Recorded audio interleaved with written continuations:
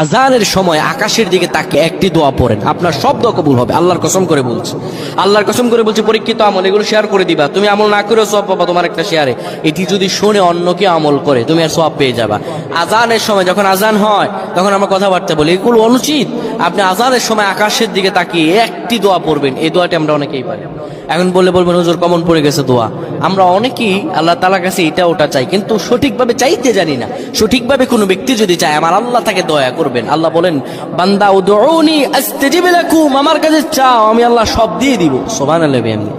যখন আপনার আজান হয়, আজানের সময় আপনি আসমানের দিকে তাকান, তাকিয়ে আপনি বলুন, পড়তে থাকেন, আল্লাহুম্মা আনতা রাব্বি লা ইলাহা ইল্লা আনতা খলাকতানি ওয়া আনা আবদুকা ওয়া আনা আলা আহদিকা ওয়া ওয়া'দিকা মাসতাতা'তু আউযু বিকা মিন শাররি মা সানা'তু আবু'ু লাকা বিনি'মাতিকা আলাইয়া ওয়া আবু'ু বিযানবি